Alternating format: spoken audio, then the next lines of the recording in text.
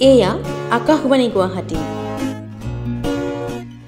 আজি 1 জুলাই অৰ্থাৎ আকাশবাণী গুৱাহাটীৰ 870তম প্ৰতিষ্ঠা দিৱস।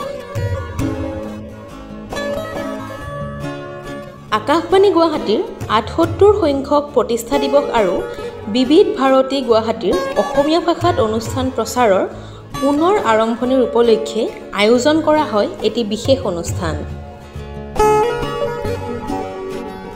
উজান বজাৰ স্থিত বিবেকানন্দ কেন্দ্ৰৰ প্ৰেক্ষাগৃহত অনুষ্ঠিত কৰা হয় এই অনুষ্ঠানটো।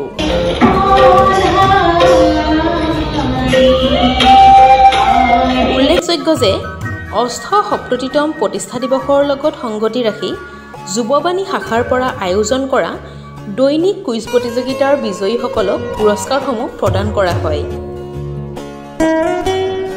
লগতে আকাশবাণী গুৱাহাটীৰ কথাশিল্প অনুষ্ঠানত প্ৰচাৰিত ডক্টৰ ৰুবুল মাউতৰ মোৰো এটা সপোন আছে গ্ৰন্থখনিৰ শীৰ্ষ গীত দুটি মুকলি কৰা হয়।